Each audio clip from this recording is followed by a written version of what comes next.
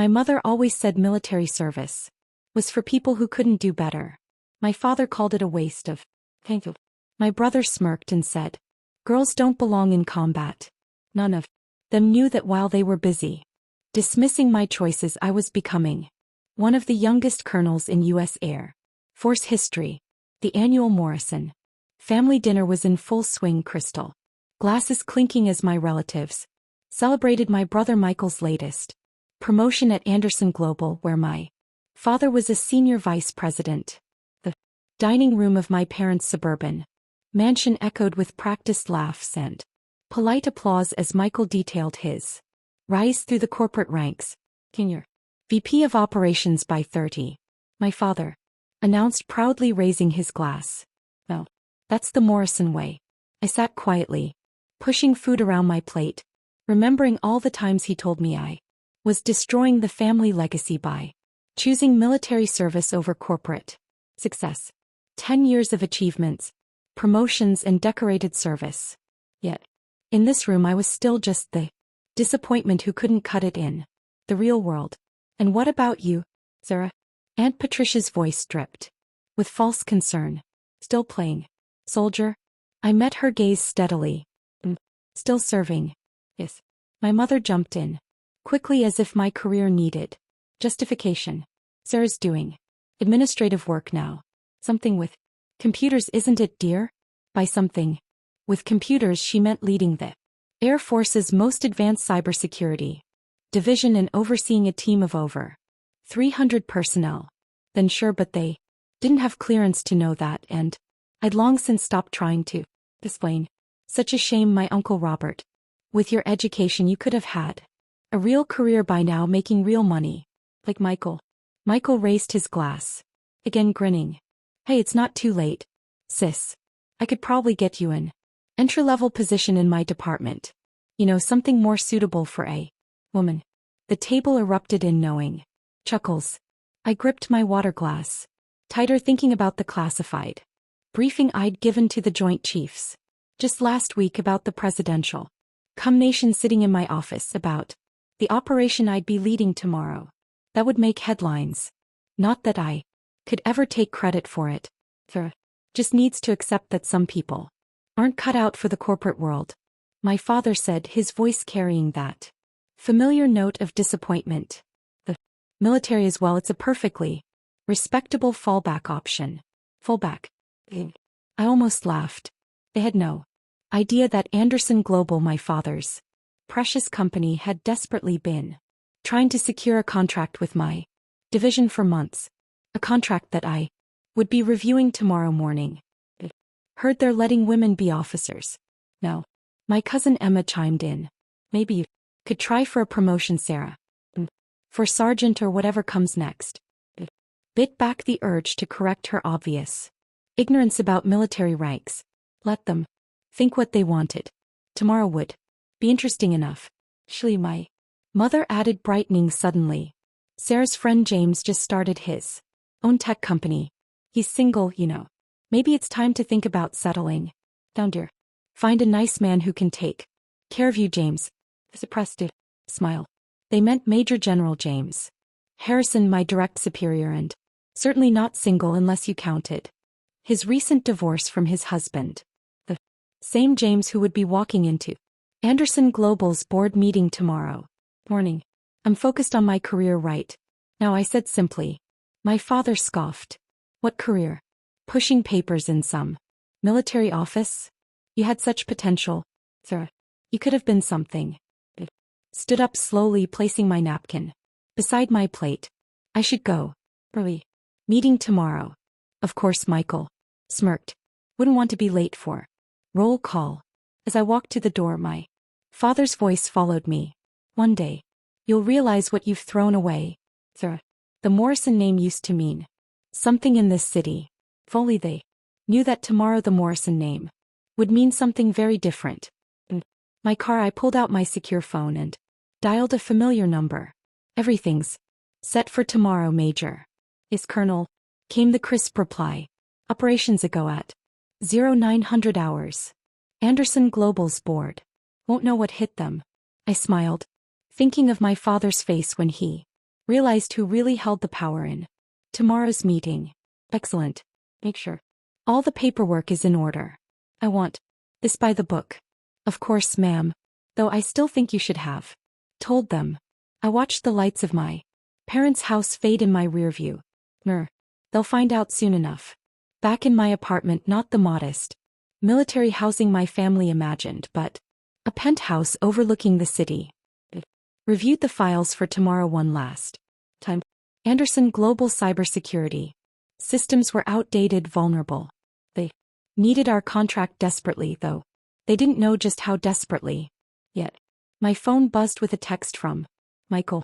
Seriously, sis, think about that entry-level position. Better than wasting your life playing soldier. Is it? The phone aside and opened my laptop, pulling up the classified intelligence report that would rock Anderson Global's board meeting tomorrow. Sometimes the best revenge isn't telling people they're wrong, it's letting them figure it out for themselves. I open my closet, pushing aside the casual clothes to reveal my dress uniform, medals gleaming in the soft light. Tomorrow I wouldn't be Sarah Morrison, the family disappointment. I would be Colonel Sarah Morrison, commanding officer of the Air Force's Cyber Operations Command, and the person holding Anderson Global's future in my hands. My father always said the Morrison name meant something in this city. Tomorrow he'd learned just how right he was, just not in the way he expected. I picked up a framed photo from my desk, me at 18, standing proud in my Air Force Academy uniform, while my family looked on with barely concealed disapproval. 10 years, countless missions, and 3 promotions. Later, I was about to show them exactly what their fallback option had become. The next morning, I arrived at Anderson Global's headquarters an hour before the board meeting. My dress uniform was pristine, medals and insignia perfectly placed. The security guard at the desk did a double take when he saw my credentials. Colonel Morrison, are you related to? Yes, I said simply. I'm the VP's daughter. He straightened, immediately catching sight of my rank. Insignia. Ma'am, Major General Harrison is waiting for you in the executive conference room.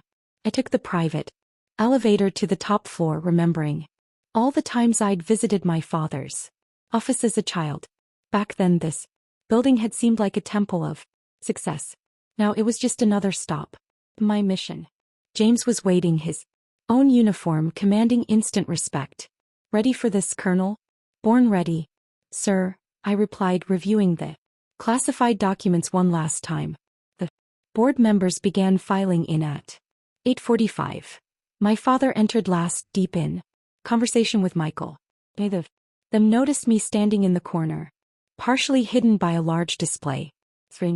Let's get started, my father announced, taking his seat at the head of the table. As you know, we're here to discuss the military cybersecurity contract our technical team has prepared. Actually, James interrupted, standing. I'll be leading this meeting. He gestured to me. Colonel, if you would. I stepped into view. The blood drained from my father's face. Michael's smug smile vanished. The other board members looked confused, glancing between me and my father. Good morning, I said, my voice carrying the authority of command. I'm Colonel Sarah Morrison, commanding officer of the Air Force Cyber Operations Command. We're here to discuss serious vulnerabilities in your network security. Sir, my father sputtered. What is this? I clicked a button, bringing up the classified report on the screen. 3 months ago, our team detected multiple breach attempts on your systems. Foreign actors targeting your infrastructure, client data, and proprietary technology. The board members shifted uncomfortably. Michael was staring at my medals as if seeing me for the first time. Your current security protocols are paused, letting them squirm. Inadequate. The contract you're seeking isn't just about business. It's about national security. I advanced to the next slide, showing exactly how vulnerable their systems were. Several board members gasped. My father's face had turned ashen. Morrison. One board member spoke up. What are our options? My father tried to regain control. Now wait a minute, sir. You can't just come in here and... That's Colonel Morrison, Mr. Vice. President James cut tongue sharply. He absolutely can. In fact, she's the only one who can approve this contract. Laid out the terms strict protocols, complete system overhaul and regular audits by my team. The price tag made several board members wheeze, but they knew as we did that they had no choice. If you choose not to comply, I added, be forced to classify Anderson Global as a security risk. That would mean the immediate termination of all government contracts. My father's jaw clenched. He knew what that would mean. The end of Anderson Global as they knew. The choice is yours, I concluded. You have 24 hours to decide. As the board members filed out, my father remained seated, staring at me as if seeing a stranger. Michael lingered by the door, his earlier arrogance replaced by shock. All this time my father finally said, "You were a colonel, head of cyber operations, the person holding your company's future in my hands." I smiled slightly. For all those things you thought I'd never be, why didn't you tell us?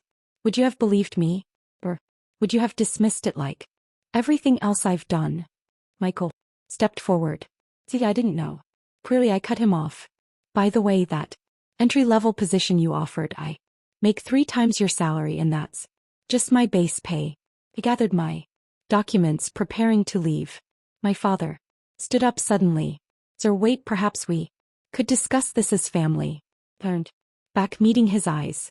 Family last night you said I'd never be anything, that I was wasting my potential. Well, this is my potential, Dad. This is who I am. And right now I'm not your daughter. I'm a colonel doing her job. James appeared at the door.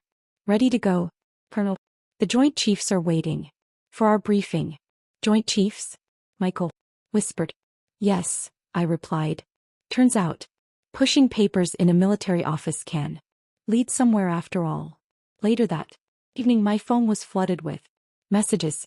My mother suddenly proud of her military daughter. And Patricia apologizing for her remarks. Cousins wanting to know if I could help their kids join the Air Force. I ignored them all and poured myself a glass of wine, enjoying the view from my penthouse, the same penthouse my family thought I couldn't afford on a soldier's salary. A week later, Anderson Global signed the contract, the largest in their history. The board had quietly voted to promote someone else to my father's position, suggesting he take an early retirement. Michael's department was first in line for security audits. I didn't attend the contract signing ceremony. That I was in Washington briefing Congress on emerging cyber threats. My father sent an email trying to explain, to apologize. To understand, I was wrong, he wrote. You've become something I never imagined. I finally replied with 2 sentences. I didn't become something. That I always was something. Couldn't see it. 2 months later I received another promotion, the youngest brigadier general in Air Force history. The ceremony was attended by senators, military leaders and dignitaries from around the world. My family sat in the back row watching as their fallback option daughter received her star. My mother cried. My father looked shocked. Michael actually saluted, though he did it completely wrong. That evening, at the reception, a young lieutenant approached me. General Morrison, your speech about following your own path, despite what others think, really hit home. My family doesn't support my service either. I smiled, remembering that photo of me at 18 standing proud, while my family frowned. Let me tell you a story, I said. It starts with a family dinner where they told me I'd never be anything. The lieutenant listened intently as I shared my journey. Around us, the reception continued. Why? New world of generals, politicians, and real power brokers. Through the window, I could see my family huddled together at their table, still looking out of place in this world they'd never understood. Sometimes success isn't about proving others wrong. Sometimes it's about proving yourself right. And sometimes, just sometimes, the path everyone tells you to avoid is exactly the one you're meant to take. I touched The general star on my shoulder. Remembering all the nights I'd stayed up. Studying while Michael partied. All the missions I'd completed while my family attended charity galas. All the promotions I'd earned while they mocked my choices. My father had always said the Morrison name meant something in this city. He was right. But now it meant something entirely different. Something he never expected. Something he couldn't control. Something that had nothing to do with corporate success or family legacy. It meant excellence. It meant service. It meant proving that sometimes the highest achievements come from daring to disappoint the right people.